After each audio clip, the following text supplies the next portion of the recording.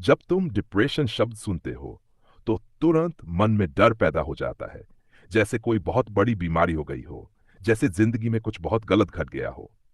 लेकिन मैं तुमसे कहना चाहता हूं कि जिसे तुम डिप्रेशन कह रहे हो वह जरूरी नहीं कि बीमारी ही हो। बहुत बार वह तुम्हारे जीवन का सबसे महत्वपूर्ण मोड़ होता है। वह एक संकेत होता है, एक संदेश होता है जो तुम्हारे अपने भीतर से उठ रहा होता है।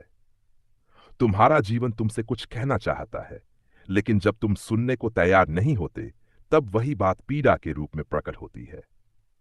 मनुष्य जब तक बाहर की दुनिया में उलझा रहता है, तब तक उसे अपने भीतर की खाली जगह का एहसास नहीं होता। तुम सफलता के पीछे दौड़ते हो, धन, पद, प्रतिष्ठा और रिश्तों के पीछे भागते हो। तुम हंसते हो, मुस्कुराते हो और दुनिया को दिखाते हो कि सब ठीक है। लेकिन धीरे धीरे एक दिन ऐसा आता है जब तुम्हें महसूस होता है कि जो जीवन तुम जी रहे हो वह तुम्हारा अपना जीवन नहीं है। तुम किसी और की अपेक्षाओं को पूरा कर रहे हो, किसी और के सपनों को जी रहे हो। और जब यह बात भीतर बहुत गहराई से उतरती है, तभी डिप्रेशन जन्म लेता है। डिप्रेशन वास्तव में तुम्हारी आत्मा का विद्रोह है, तुम्हारे झूठे जीवन के विरुद्ध।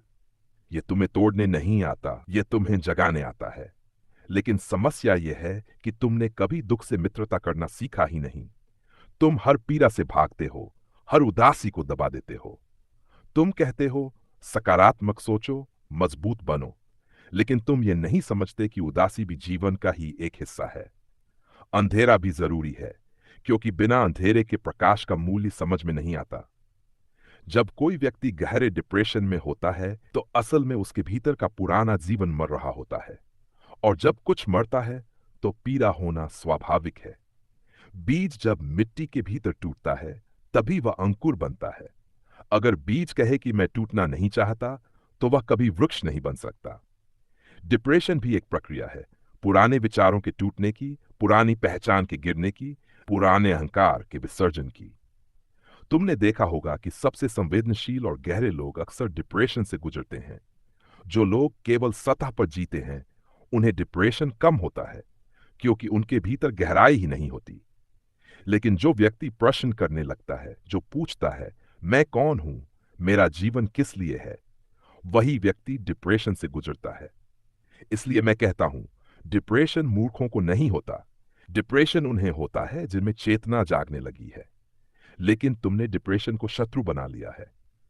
तुम तुरंत दवाइयां, शराब, मोबाइल, टीवी, भीड़, कुछ भी पकड़ लेते हो ताकि उस आवाज को दबा सको जो तुम भीतर से उठ रही है।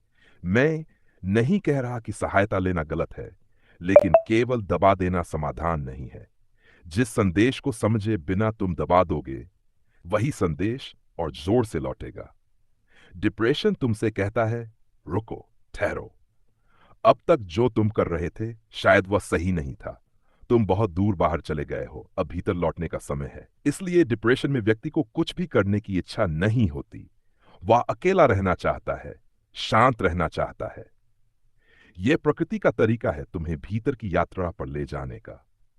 जब तुम डिप्रेशन को बिना किसी निर्णय के देखना शुरू करते हो, जब तुम उससे कहते हो ठीक है, आओ, मैं तुम्हें सुनता हूं, तब धीरे धीरे एक चमत्कार घटता है।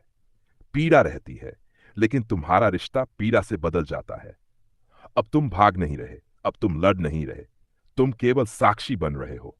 और जैसे ही तुम साक्षी बनते हो, पीड़ा तुम्हारे ऊपर अपना अधिकार खो देती है। डिप्रेशन तुम्हें विनम्र बनाता है। तुम्हारा झूठा बल, झूठा अहंकार टूट जाता है। तुम्हें पहली बार एहसास होता है कि तुम कितने मानवीय हो, कितने नाजुक हो। और इसी नाजुकता से करुणा का जन्म होता है। जो व्यक्ति डिप्रेशन से होकर गुजरा है, वही दूसरे के दुख को सच में समझ सकता है। इसलिए मैं कहता हूं, डिप्रेशन एक वरदान भी हो सकता है, यदि तुम उसे समझकर जियो। लोग मुझसे पूछते हैं इस पीड़ा से बाहर कैसे निकला जाए। मैं कहता हूं, बाहर निकलने की जल्दी मत करो। पहले पूरी तरह भीतर उतरो। जो भी महसूस हो रहा है उसे महसूस होने दो। रोना आए तो रो लो, उदासी आए तो उदास हो जाओ। तुम्हें हर समय मजबूत बने रहने की कोई जरूरत नहीं है। पेड़ भी पतझड़ में अपने पत्ते गिरा देता है, तभी वसंत आता है। याद रखना, डिप्रेशन तब खतरनाक हो जाता है जब तुम उसे दबा देते हो, जब तुम उससे शर्माने लगते हो, जब तुम बिल्कुल अकेले उसमें डूब जाते हो। लेकिन जब तुम उसे समझने लगते हो, जब तुम अपने जीवन को नए सिरे से देखने लगते हो, तब वही डिप्रेशन तुम्हें नया मार्ग दिखा देता है। बहुत से लोगों के जीवन का सबसे सुंदर मोड़ डिप्रेशन के बाद ही आता है, लेकिन उस समय उन्हें इसका पता नहीं होता। यदि तुम उदास हो तो अपने आप को गलत मत समझो। हो सकता है तुम झूठी खुशियों से थक चुके हो। यदि तुम भीतर से खाली महसूस कर रहे हो, तो शायद तुम्हारी आत्मा सच्चा जीवन मांग रही है। इस आवाज को दबाओ मत।